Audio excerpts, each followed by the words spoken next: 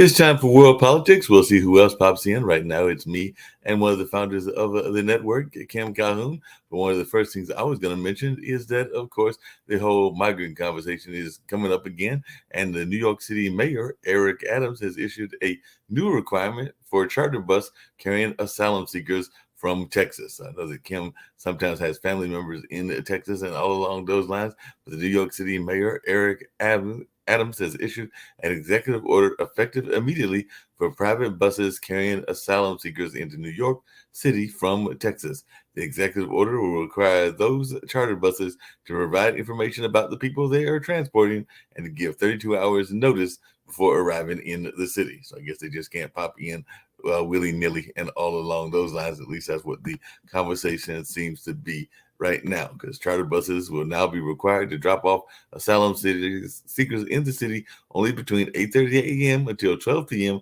Monday through Friday at designated locations. So I guess they're going to put a time restriction on it as well. The driver and bus companies that do not follow those requirements will face a Class B misdemeanor with possible fines, lawsuits, and even risk of having their buses impounded. So we are definitely seeing folks that are going at it each other, even in the state to state kind of debate around migrants. So apparently Mayor Eric Adams said when he announced the executive order on Wednesday, we are really saying to bus operators and companies, do not participate in Governor Abbott's action. Many of the buses carrying asylum seekers have been sent by the state of Texas. We need action, and we need it right now. New York City is a city built by immigrants. We will work together to emerge from this crisis stronger than ever before. But this is a national problem.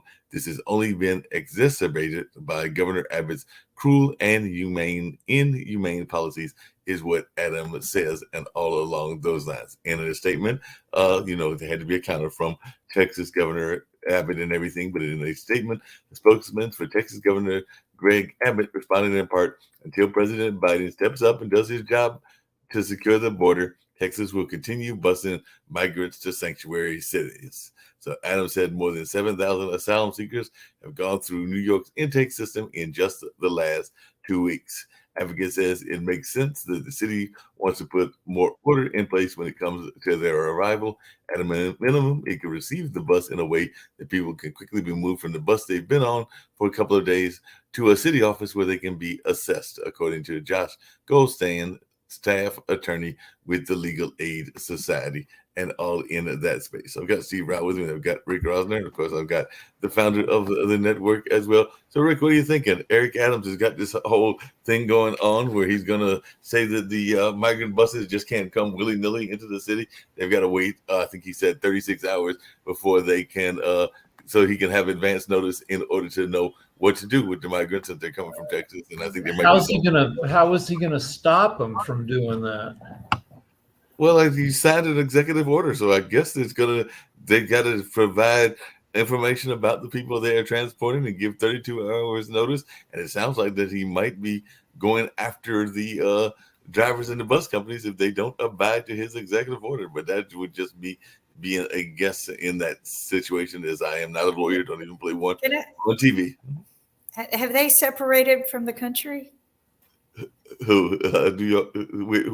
Or Texas? I mean, I know Texas always wanted to, but has one or the other separated from the country? This, to me, is a violation of our constitutional rights.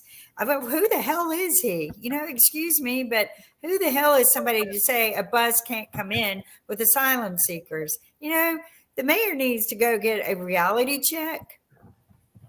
Yeah, I hear what you're saying, but I also hear what he's saying, because I guess his notion is that the people have been put on the buses by the governor of Texas, who is actually throwing these people onto the buses and everything. So I think that they are not even necessarily asking for asylum from they're actually probably asking for asylum in Texas, and then the Texas governor is sending them to New York because New York is a sanctuary city. Well, both sides are doing what they want without, I'm sure each side is breaking some kind of rule or law or something. It's all political posturing. And we've got a ton of asylum seekers coming in, though, our issues with undocumented immigrants are nothing like what happens in European countries, where we're talking about 4% of the population being undocumented. Over in Europe, you've got countries where 10% and more of the population is undocumented. It's just a crazy time out there. I know. We have so many. Well, Mark, thank you for letting me in. I'm here for a few minutes today, but I think this is an issue. I haven't talked about immigration a lot, but the fact is that there could be ways we could control this migration, but there's never ever anything done at the federal level. That's the only way they can fix this. There's a confusion between immigration and asylum, and we don't have enough courts to process these cases. And we do have legal immigration laws, and we've got a backlog of those trying to come here legally, especially from India, with over 350,000 waiting for their green cards. And in North Carolina, in the Triangle, we have over probably 15,000. But then you've got migrants just coming in the border. And it's just unfortunate because they come in there. And my daughter, actually, who is a journalist, said that when she was in Greece and she saw these migrants coming in, she was in El Paso. They were jumping off bridges and breaking arms and legs, and some of them were on dialysis with no money, suffering, separating the family. So anyway, that's my food for thought. And what I was going to do today, but Steve, along those same lines, apparently a number of the Democratic mayors, and I think this is where the whole thing is coming up with the New York mayor, are asking Biden to actually have an emergency declaration about immigration. So if we've got certain states, be it Florida or Texas or other states, that are shipping them into what are called sanctuary cities, then maybe there's got to be the federal government stepping in and all along those lines and having some sort of emergency declaration. So to everybody on the panel, is this something that needs to be considered? Do we need an emergency declaration to clarify what's going on with our immigration policy until we get a more uniform policy and a more concrete policy? The last time we had federal immigration reform was 37 years ago under Reagan. Yeah. So and things have changed immensely, and there's new technology, and we could try a whole bunch of new policies like incentives for people who want to come here to stay in their home countries and sign up. There's a bunch of things we could try, but none of it's going to get tried because, Republicans are intransigent. They'd rather bitch about it and use it as a political wedge. That's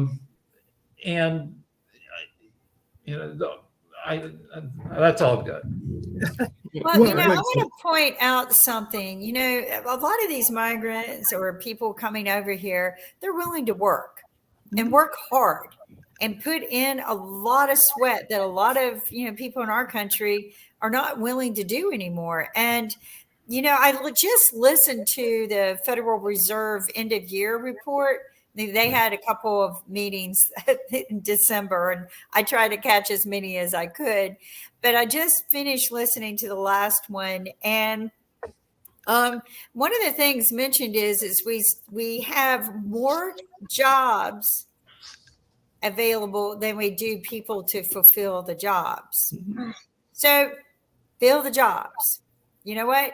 I am sick and tired of hearing we don't have enough people to work the jobs, but I'm also sick and tired of walking out in the streets and seeing homeless people. And they're homeless because they can't get a job because they don't have a home.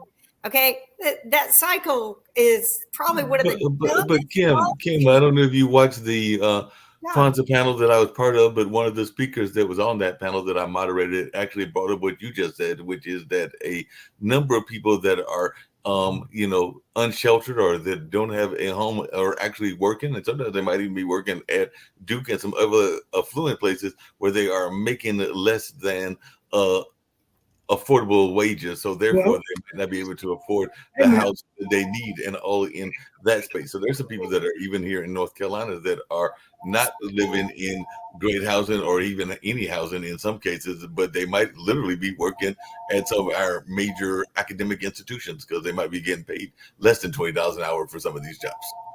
So it used to be that if you were undocumented and you joined the military, There you go. at the end of your service, you could be considered for citizenship. And I think under Trump that went away. But the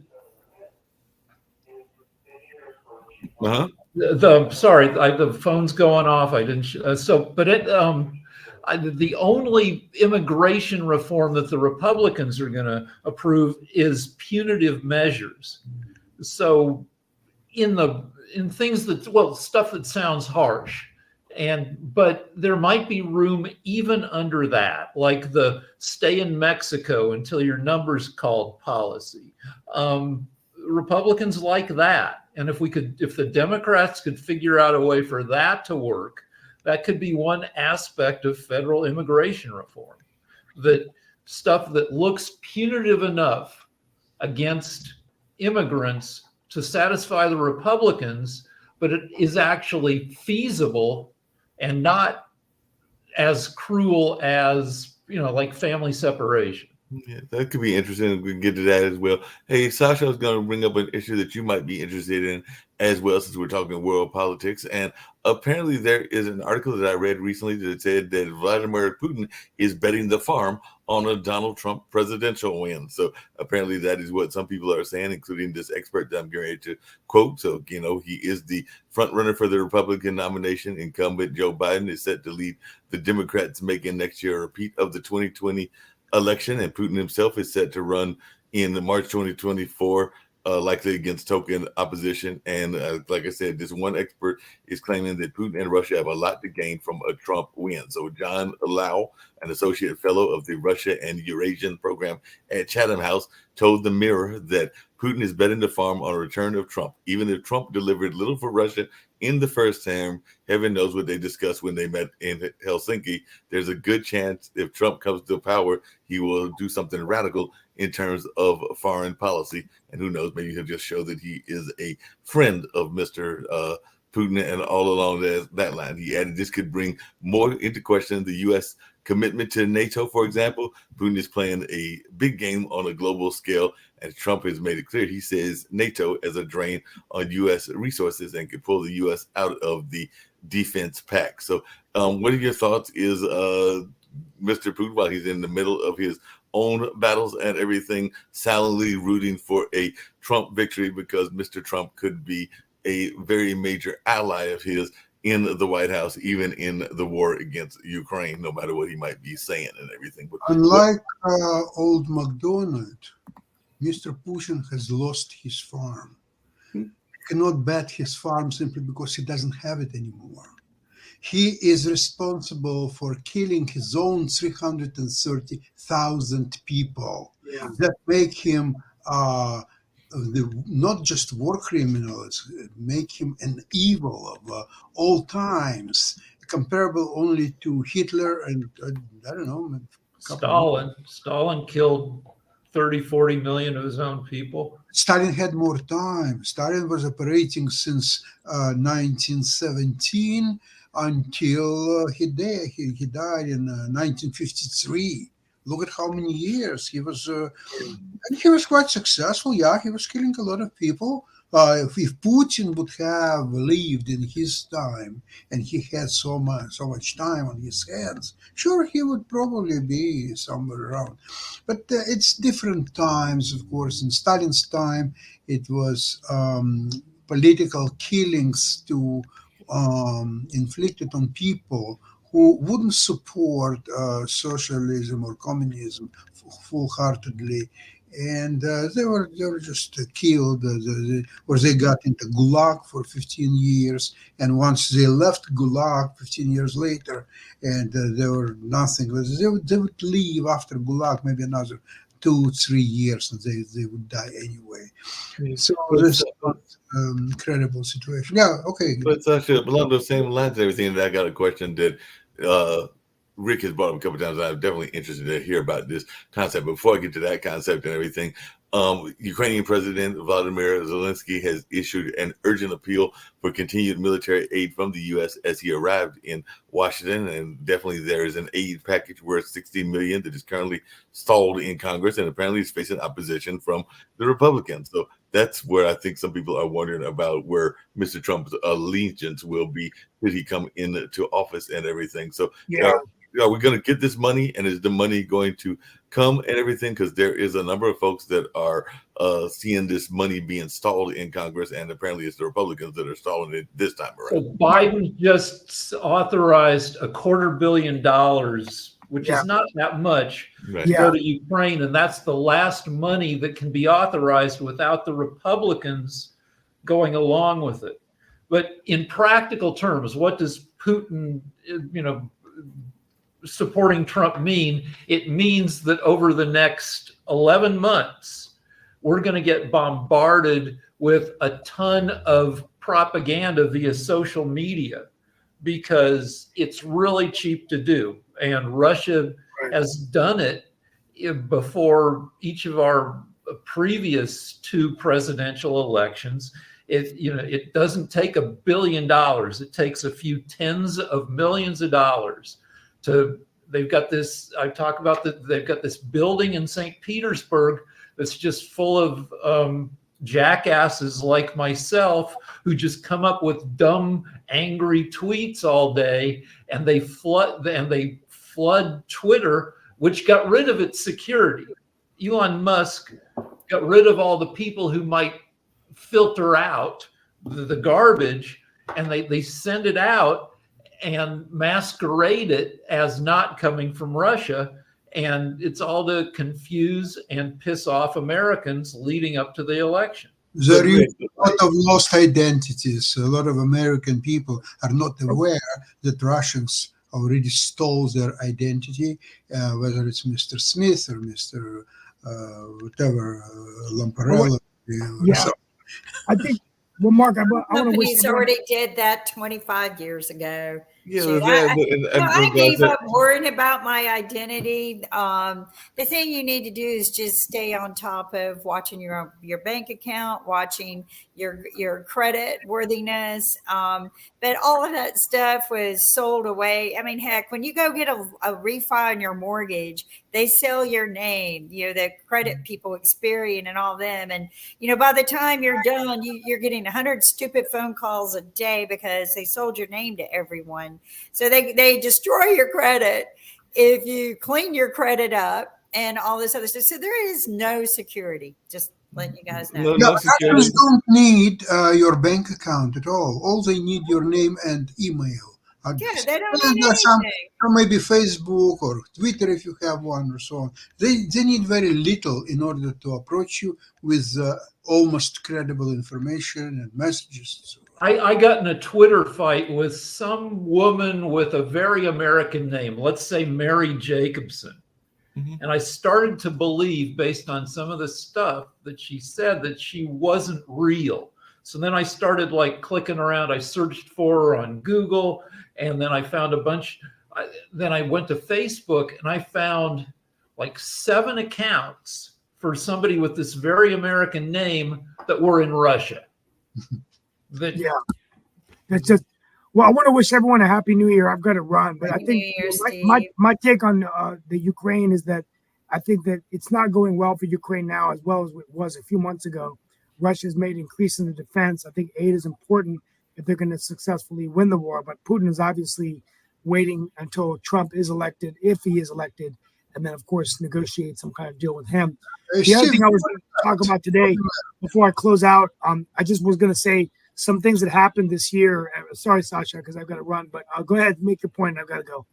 My point is that you're witnessing a spectacle about Ukraine is not getting help and Russia can go in and take it over. It's a spectacle. You can go to the Broadway show and have about the same effect. Russia is begging for peace. Ukraine just got first 16 F-16 fighters. Right. They're getting the tanks, the latest Leopards, the latest the American Abrams tanks, and so on. Ukraine will have so much arms that they will be begging to slow deliveries because they will have no spaces even to Right. care about it and to house it and so on. So don't worry about Ukraine. They are playing very slow game. All they need now is to kill as many Russians as possible. And 1,000 plus every single day for the last 2.5 months, it's a done deal. So count how much, 25,000 they lost in the last couple of months. It's just the beginning. They will keep losing.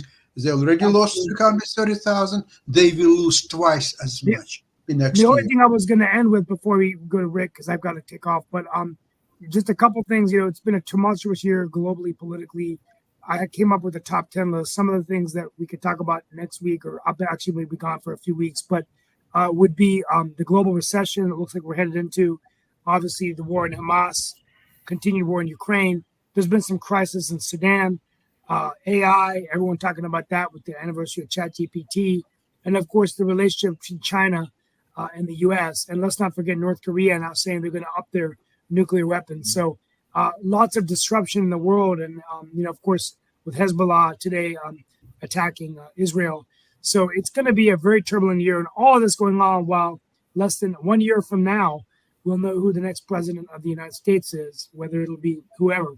Is it going to be Biden? Is it going to be Trump? Is it going to be someone new that we're not talking about? And so anyway, that's my wrap for the year. We can talk about it, this show if you want. But have a great one, folks, and go Pack. Thank you. Yeah, no problem. There's something to be said to understanding all of these global contentions going on, and could that impact our election next year? Who could be the strongest person to maintain our peace among all of these things? And right now we don't have these because we're bombing people on Christmas Day, and there's attacks everywhere, but we are not living among peace, and so we're going to be drawn into all of this mess before long if we're not careful. Yes. If your goal is a peace and nothing else, there is a very, very easy recipe. Get your armies out of Europe, Middle East, China, Antarctica, South America, if there are any, and just get them out of elsewhere. Just house them somewhere in San Diego, maybe Boston, maybe a few other American cities. Cancel the military budget, which is about $1 trillion. Make it to about 50 million will be okay, just to defend against Canada and Mexico. That's all what you need.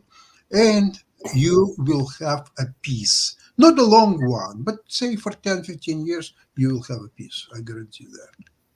I think if everyone just moved to their own room for a while and just minded their own business, we'd have. Tell that Mr. Putin. Tell it to Iran's Ayatollah.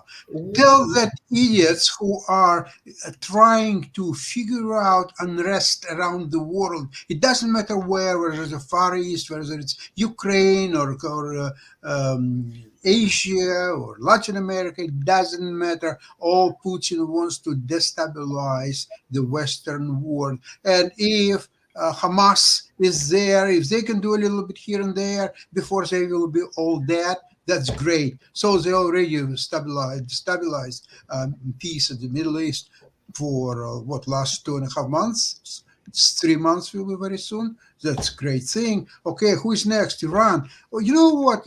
Surprisingly enough, Biden can become the greatest president of the United States of all time if he will kill Iranian regime, all the stupid ayatollahs, and so on. Okay, so a couple 100,000 will be killed. But there is no use of these people to be alive, because all they do, they're destabilizing peace and led to deaths of so many people. Look at how many Israelis, how many Palestinian people were killed. Why? Because of these two idiots, Putin and Iranian Ayatollah. Just smash them in pieces, and Biden will be the greatest president of all time. Right. So the U.S. isn't going home anytime in the near future. We have troops stationed in 800 different places around the world. You know, some places it's just a few, some places it's huge military bases, but we are all over the place. In terms of Ukraine, after 2 years of fighting, Russia does not have deep penetration into Ukraine. The deepest they are is there's a long front of about 470 miles at the east of Ukraine, but the deepest penetration along that front is 100 miles. In a lot of places, it's 60 miles, 80 miles. So they haven't bitten off that much of the country. Now, I got a question for Sasha in the election. So U.S. inflation is at 3% now, and the Fed looks like it might not be raising rates again. Sasha, what do you think? Will the Fed cut rates a couple times between now and the election? And will that further boost the economy and increase Biden's chances of being reelected? Absolutely. It's the same machine, the Fed, the Biden, or so on. They're just waiting for the right time. Right now is not the right time, simply because people have very short memory span. So if you now will start lowering interest rates, in 3 months, people will not remember even that it ever happened. But if you will start lowering interest rates around May, June, and we'll do it 3 times, May, June, July, August, and September, October, that will be done. The Biden will be elected president.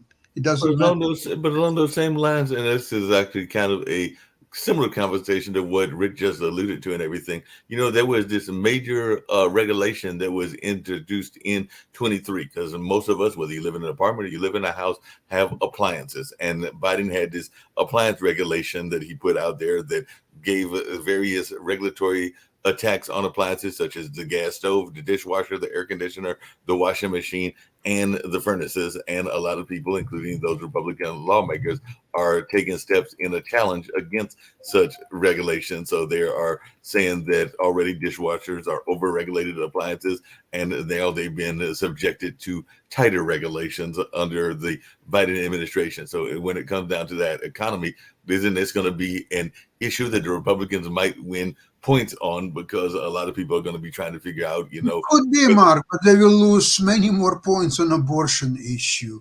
That's a done deal. You see, the only one who has some credible chances is Nikki Haley, because at least she's smart enough not to talk about abortion. She's saying that it's basically between woman and her doctor. So she's not exposed as much as other candidates of the Republicans. Yeah, but and I'll ask Kim this and everything, because part of what this whole conversation is around climate change. Because when it comes to dishwashers, when it comes to washing machines and all these regulations, it's about ways to, you know, keep your clothes and your dishes clean and everything. But it's also about improving the climate. That's the reason I think that even Biden put in these regulations, but now the Republicans are going like it's too much regulations. Our dishwasher just died. My wife and I spent 3 hours this morning looking at dozens and dozens of models of different dishwashers. LG. Get LG, okay? It's by far the best.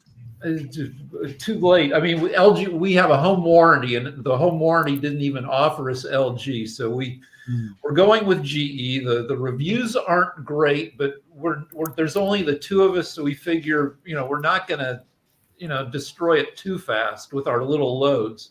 But nowhere did we see anything that was at all oppressive about, they're all Energy Star appliances. And so, it wasn't an issue for us. That there was nothing that one way or the other about. But Rick, that's for you, because the new DOE, Department of Energy Efficiency standards that took effect in 2023 is boosting the installed cost of a new unit by $1,000 or more. And there's some people that are in those product situations that can't afford that extra $1,000 or more.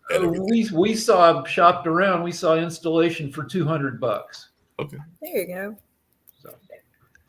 So, and the Republicans desperately search for some little thing, some culture war deal. Like, they're coming for your gas range. They're coming for cows. Meat is going to be illegal.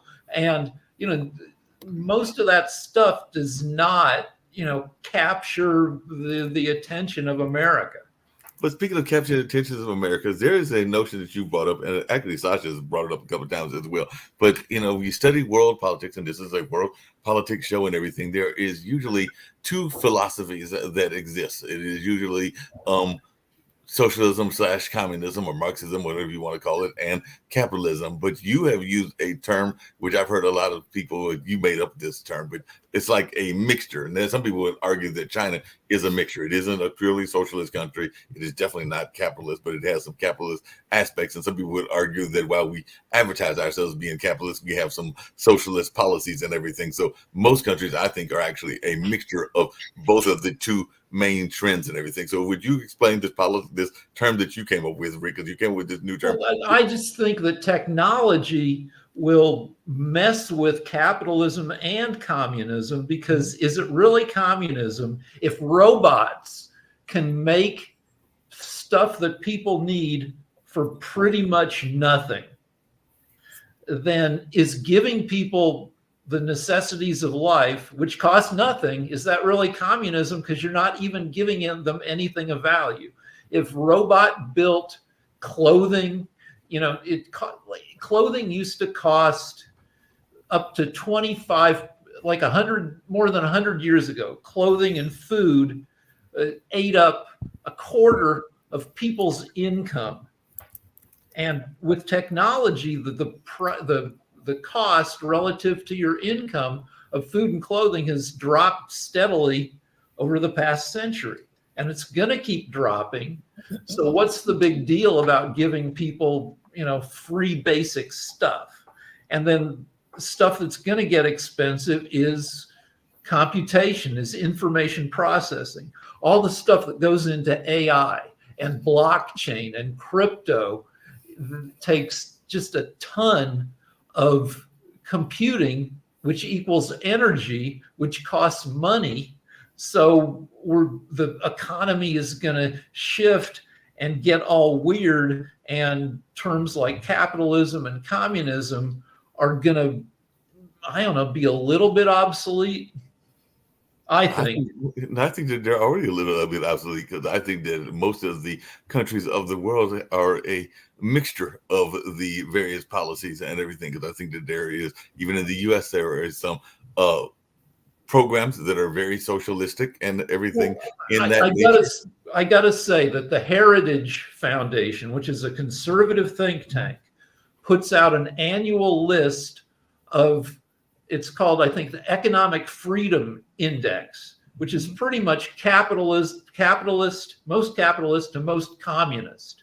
And out of 170 countries ranked, and some countries, 30 countries are so messed up that they can't even be ranked.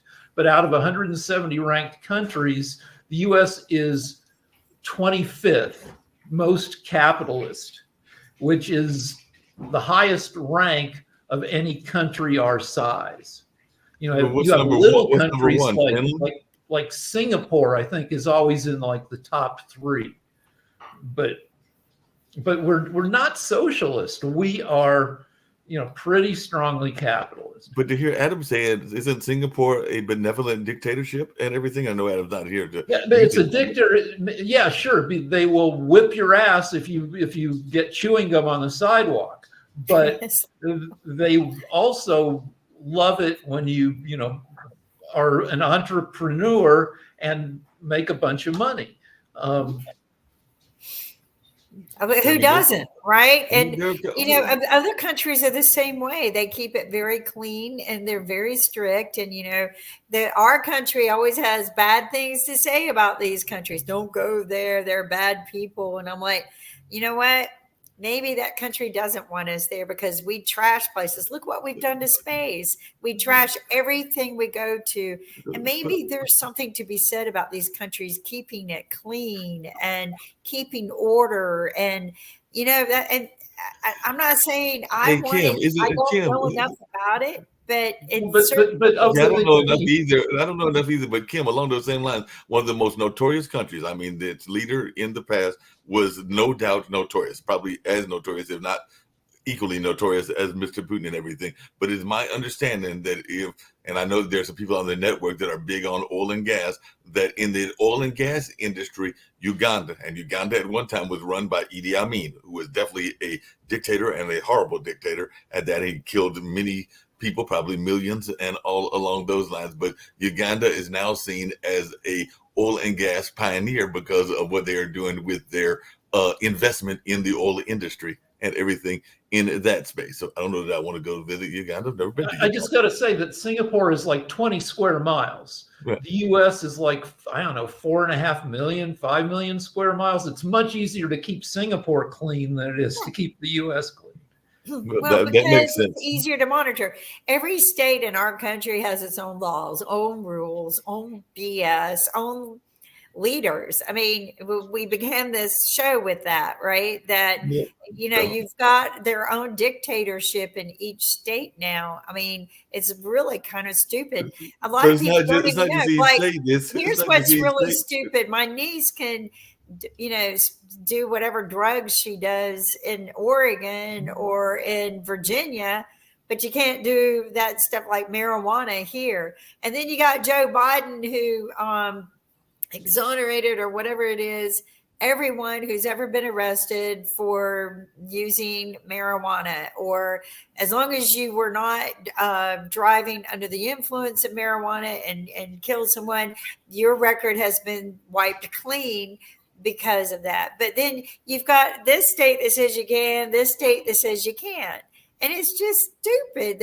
Everything we're doing in this country is stupid. But along those same lines, Kim, it's ran by men, as far as I'm concerned. Two things along those same lines. Two things I was going to make a good point. One is that it's not just state by state. It's also sometimes the rules change city by city or even county by county. We see that here in North Carolina. You can even see it in New York and a number of other places. But there's still some laws. There's still some laws on the books that exist and I'm not going to go into what those laws are. People can do the research and figure out what I'm talking about. But there's still laws, because I know that Rick's show is called Naked at Night, that have to deal with sexual morals and all in that space. But there are activities that an individual enjoys that are still illegal in many states and everything. So you can go look at the crime books and you'll see that look you how are technically stupid we breaking are. the law. We let churches run states. In one state, if you're gay, you can get married. In another state, you can't. And so what if you cross the border and you're married here and not there? I mean, how the hell are they taxing all this bull crap? And again, I'm going to go back to the abortion when you get into the politics part of this. And of course, abortion will become a big issue in the next 6 months. It always does. So it's ridiculous. You got one state you can, one state you can't. You'll be arrested here and not there. And you know what? Excuse the hell out of me. If I get pregnant and decide I can't have this baby or it's dangerous to me, and the doctor in this state can't operate on me because the state won't allow it, so I cross over to the other state, are they freaking going to arrest me? This is pathetic. This country has become a pathetic means of each individual's religion. And that's what was not supposed to happen.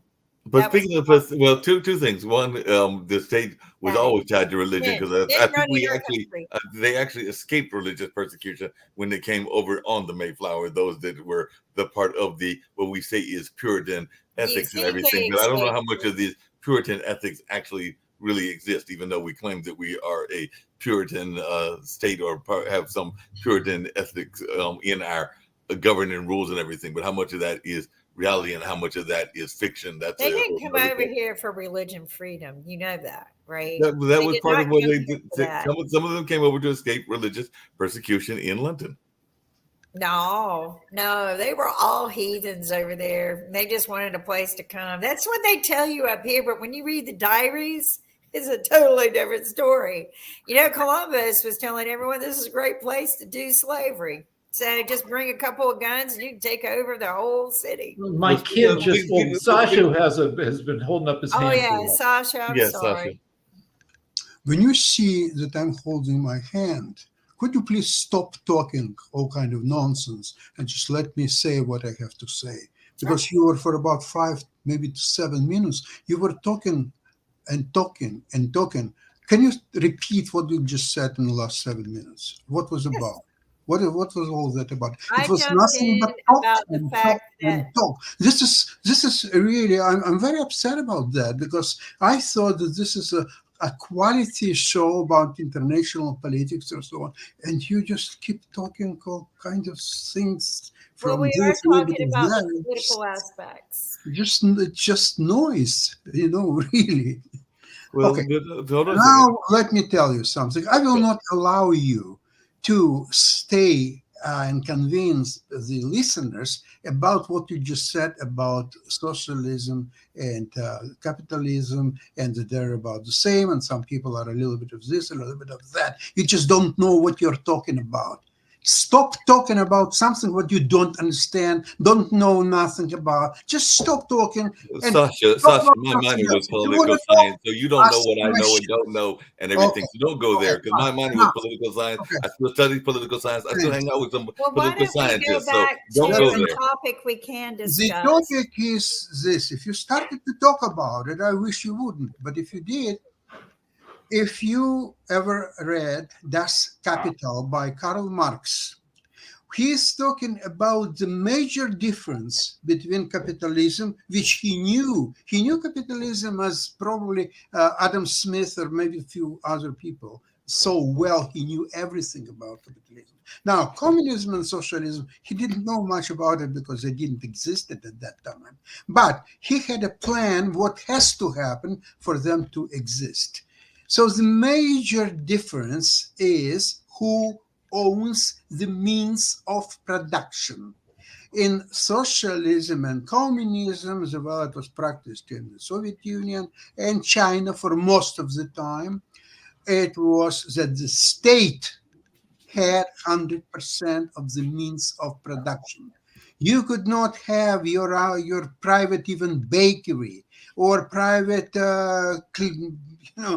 cleaners, or they're just, I'm not talking about large enterprises with thousands of workers. Forget about that completely. But even small little enterprise, you couldn't own it. Okay.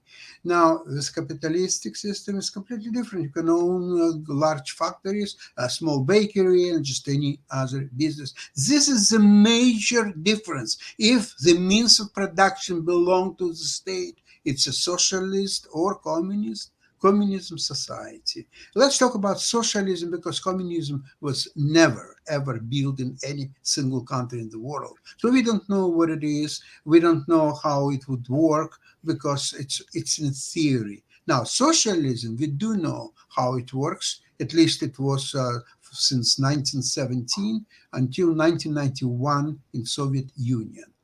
It has been completely destroyed. It's itself destroyed because that system cannot survive. When everything is owned by all people, but no single person, okay, everything is owned by state. Now, you, a member of the state, so does it mean theoretically that you own a little bit of everything? In practice, you don't own nothing.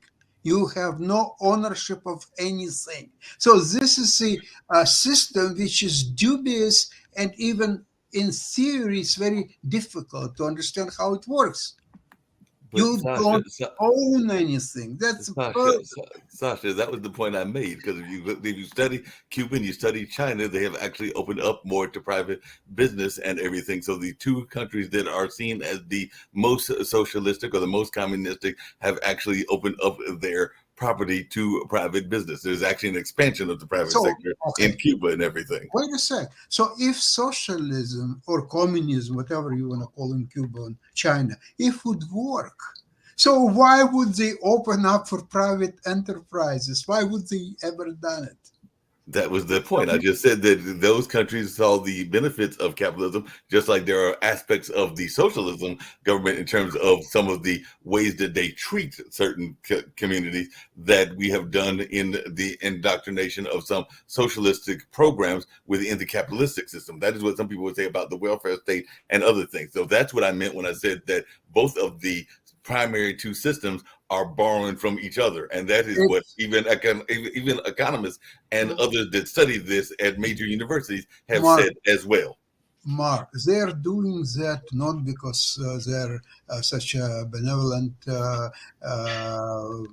presidents or any other people. They're doing that because they saw what's happened with Soviet Union when it's collapsed, when they were trying to introduce market economy. When Gorbachev came in power in 1985, they were fascinated that they will put a little bit of here, a little bit of there, some private enterprises, or so on. As they started tinkering with the system has collapsed because people saw very clearly for themselves how capitalism could work and what socialism is bankrupt. The country became bankrupt. By 1991, it has collapsed. In early 1992, there was a meeting of all government of Russia, including Yeltsin and Gaidar and many other people. There were 10 people, the top 10 people of the Russia. They had a meeting and they had to decide what to do. There were no bread in Russia, absolutely none. And there was a vessel in Rotterdam with 25 tons of wheat ready to go to St. Petersburg. The only thing is, and it was already paid for, the only thing is there were port charges of $10,000. And all government of Russia, they had to decide what to do, where to find $10,000. This is why I'm saying that Bush Sr. was the worst president ever, where he didn't seize the opportunity, where he could, for $500 million, get all nuclear warheads out of Russia. And Russia would go for it because they didn't have $10,000 at the time.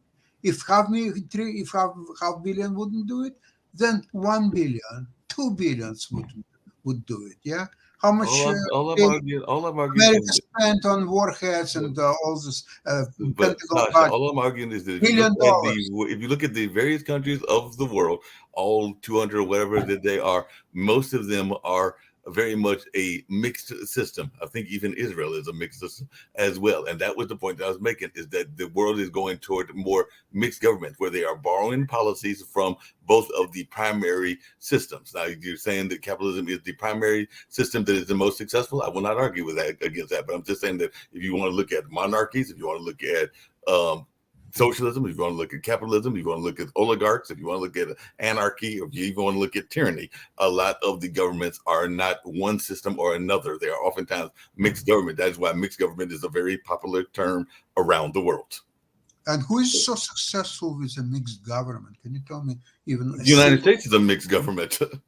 Why do you think that the United States is mixed? I just told you why. There are some policies that are very so much leaning more toward the socialistic side. There are some that are more free market. No, remember, the means of productions in United States are private only. The government doesn't own factories. The government doesn't own Microsoft or Google or anything. The government does own some businesses, and the government has several businesses that they own. So there are government-owned businesses and everything. As a matter of fact, you can look at some of the things at RTP, which is partially government-run. RTP was created in this area of North Carolina, and it's partially a mix of government control as well as non-government control. And even Kim can testify to that when they created it in North Carolina, it was a mixed form of what they were doing when they created that Research Triangle Park. So I will butt in on the Research Triangle Park history, because there was a contract when it was sold Right. to be nothing but research and development. It could not have manufacturing. It could not have any businesses at all. In fact, restaurants, anything. Now, you could have a campus facility there, and it was hundreds of, thousands of acres, right? The whole Research Triangle Park. And so what it was meant to do is draw in companies to help employ the big universities that we have here, right?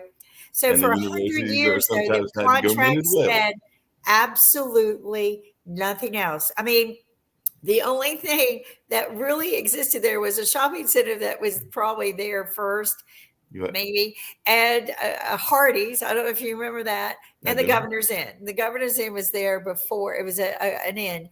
But I will say this: when that 100-year lease was over, it was crazy. The people were coming in and building apartments, and they were stripping down facilities. There were manufacturing facilities, but majority of it had to be research and development. You could manufacture as long as the majority of your employees were research and development. So and that's what it was all about. That's what it intended to be. And then they shifted in that, because some of those businesses are now very much into manufacturing, because I think Pfizer is there, Glaxo Wellcome is there, a number of other bio farm big farm companies are there as well. I mean, the whole place has changed. I don't recognize it now. Yes, Rick. The style of governance in the U.S. is to support private enterprise. And there are people who see socialism everywhere. The same people who go on Twitter and say taxation is theft. And then people say, well, what about libraries and roads? And then somebody, a libertarian, will say, well, those should be turned over to private enterprise and everything will be fine.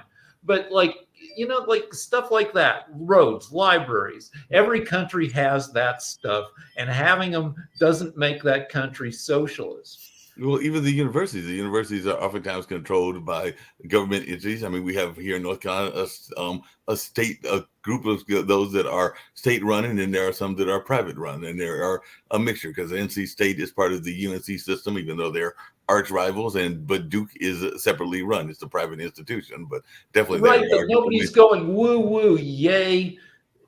Universities owned by the state. That would, people don't. That's not American. Even if the university, even if a state-run university is supported by the state, it's not celebrated. It's not. Well, I mean, y'all get that in California, because isn't the USC system, UCLA, isn't that state-run as well? UCLA is state-run. USC is private. Okay, I wasn't sure which one is there. Just really quickly before we wind down and everything in that space, we had talked earlier about World Edition, about Nikki Haley, and I was going to bring this up because apparently she's walked back her comments, because we're talking about what she said in relationship to slavery. So on Thursday, which is today, she addressed the backlash of her Wednesday comments, in which after about what she thought was the cause of the American Civil War, during which she notably did not cite slavery as a cause, and that sparked a lot of criticism. Even on this show, we were having Jacoby earlier that talked about that. And of course, today at a town hall in New Hampshire, she said, of course, the Civil War is about slavery. We know that. That's unquestioned, always the case. We know the Civil War was about slavery. And then she continued to elaborate, telling the crowd that the war was about more than that. It was about freedom of every individual. It was about the role of the government for 80 years. America had the decision and the moral question of whether slavery was a good thing, and whether government, economically, culturally, any other reasons had a role to play in it. But by the grace of God, we did the right thing, and slavery is no more. But the lessons of what the bigger issues about the bigger issues with the Civil War is that let's not forget that what came out of that, which is government's role, individual liberties, freedom for every single person, freedom of speech, freedom of religion, freedom to do and be anything you want to be without anyone in government getting in our way. So that didn't happen after the war. So people had to wait many years before their real freedom and rights were given to them. So I call BS on a lot of that. I watched it, and what I thought she said in the beginning originally was, the Civil Wars began for freedom and for equality. And I thought she kind of said it all without having to use. And, all too often we're told, oh, you can't say that. You can't say this. You can't say that word. You can't say this word. Downplay this word. Upplay that word. I wish somebody would give me a new dictionary honestly, I mean, I still have the old Webster, 300-year-old dusty Webster, but literally you can't say anything in this damn country anymore without someone going, "Oh, you're insulting me." And I hate that. I hate that for Nikki. I hate that for any politician today, because you're going to leave something out. You're going to leave something out, but I was going to give this last quote and then hear if anybody, including Sasha and Rick, have any thoughts about it. But she then stated that I think it always comes down to the role of government and what the rights of the people are. And we always stand by the fact that I think it was intended to secure the rights and freedoms of the people. It was never meant to be all things to all peoples. Government doesn't need to tell you how to live your life. They don't need to tell you what you can and can't do. They don't need to be a part of your life. They need to make sure that you have freedom. People aren't good. They're looking for a moment that encapsulates the candidate in a negative way, the way Mike Dukakis was leading in his election until he got in a tank and they made him put on a helmet, and the helmet made him look ridiculous, and he lost the election. No, hold on a second. I thought Dukakis lost the election because of the what was the political? There was another moment. No, where somebody asked I'm thinking about it was it was his name Hill, but it was a candidate. It was a person that got paroled and then he committed crimes again. That was Willie Horton. There was another time when in a debate, Dukakis was asked, "You're against the death penalty, but what if somebody raped your wife?" And he didn't have a good answer to that. It's a matter of catching the person in a moment that will capture America's attention. Like Joe Biden, somebody puts a sandbag in the wrong place on a stage, Joe Biden trips. Republicans are like, yes. Every president has had trouble with going up and down the steps of Air Force One. Even before Clinton got caught in the Monica Lewinsky thing, I had the pleasure of doing a coverage of a candidate that got caught in something similar and everything. But how many of you remember a candidate by the name of Gary Hart? Because I literally he was the first guy that was going on with Gary Hart, and then he got caught in that whole mess that he got caught in. Gary Hart was the first guy held culpable for screwing around. Right. President Kennedy had a room in the basement for having sex with people not his wife. The press knew a lot about this stuff. They kept quiet about it. It wasn't until Gary Hart, and I think the early 80s. It was because I just got out of college, so it was like mid to late 80s. Like they ran pictures of him on a yacht called the Monkey Business with a very pretty young woman named Donna Hart on his lap. Right. Or Donna Hart, Donna. And it scuttled his campaign. And it's all a matter of searching for memorable moments. Donna Rice was the lady's name. Donna Rice, yeah, okay. So it's sort of looking for all the good that somebody can do or has done. They look for that one moment that they can hang you with, and I call it the hangman's noose, right? And they look for that one moment that they can hang you and hang it for the rest of your life. You can do a million good things, and your capabilities could be a million good things, but it's going to be that one thing, just like Biden tripping. And I want to tell you what, some of those stages, especially if they're portable or they're moving. I've created some. I put up some of those stages, and yes, they can be very. I was on one for graduation at NC State. I was speaking. They can be very slippery. The stage moved on me. It was really weird. I remember. By the way, since we're coming up on the end of this show and everything, but that incident we were talking about with Donna Rice was literally on New Year's Eve. So it was New Year's Eve of 86 going into 87 and everything. So who knows? I remember how delighted I was when the pussy grabbing tape of Donald Trump came out. I was so excited. My wife and I were shopping for a TV, and I'm telling the guy at Best Buy about them, all excited and like my wife's like, he doesn't care. He's selling TVs. Just shut up. And people thought that moment in Trump's life would take him down, and it didn't. And like more recently, he sent out a Christmas greeting that basically said, "Merry Christmas to all, unless you don't like me, and in that case, rotten hell." That is And exactly what he said. But by the way, Rick, I have to ask you this because it was in You Aspen, can't use Colorado, New and everything. Year's Were as you an at the party in excuse. '87? Because apparently this New Year's Eve party was in '87 in Aspen. And I know you've got some ties to Aspen. you know, Aspen's a little bit too fancy and too much far into the mountains for us. I was in, actually, no, that was the year I moved out of Colorado, and I was moved to be with my future wife in New York City. Gotcha. I remember very well celebration of a New Year. It was 96, 97.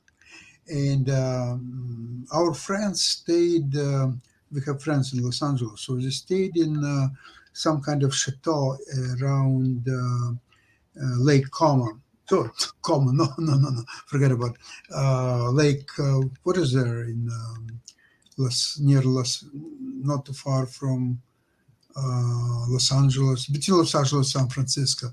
What kind of lake is that? I know what you mean, but there's Reno, there's Arena? Okay, and the lake is right next to it, Lake Tahoe. Yeah. Lake Tahoe. Okay, so they had chateau there, and so we flew to Arena. It was a charter flight, and from there we had to take a limo to this place where they were staying. And it was so much snow that the driver said that he cannot go there. There is impossible to drive. So I asked him, where is it possible to drive from the airport? We want to get out of the airport, just anywhere. He says, South Lake Tahoe, no problem. I say, okay, drive to South Lake Tahoe, because I didn't want to get stuck in the airport. So they arrived, and I saw there Caesar Palace. And I said, oh, go right there. And I had membership with Caesar in Atlantic City, and it was accepted there. So I had a complimentary room, and I played in the casino, and we had wonderful few days there. We arrived probably 5 days before New Year's Eve, and then we talked to our friends back and forth, and they wanted us to come. And I had no desire to come wherever they were staying, because what can be comparable to Caesar Palace? So eventually I arrived. I asked them to come to celebrate New Year's with us at Caesar Palace. So they came and they were impressed, and they said, "Oh yeah, of course it's not comparable to where we're staying." And in the meantime, my wife purchased for me all kind of a ski equipment and some warm clothes and so on. I never even opened it, never used it. And we had great times out skiing. It was a really great New Year. Great memories. Exactly. That's what it's New all Year's about, right? New Great Year's memories. can be a Before we bummer end and holiday. everything, before we That's end and beautiful. everything, and it's definitely the holidays, I hate to tell folks this and all this, but here in North Carolina, if you are going to be watching certain types of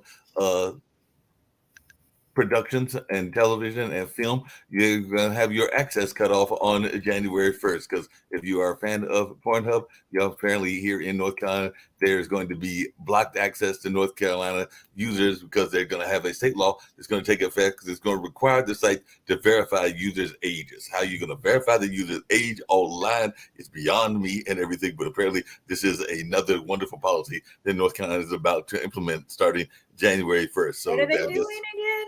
What's They're- No porn for North Carolina. On January 1st, Pornhub and other adult sites have blocked access to North Carolina users before a new state law takes effect that will require the sites to verify the user's age. So I guess if you're going to go to those sites, I want to just tell North Carolina, the stupid idiots, if people want porn, they're going to get it, because that's what paid for the internet.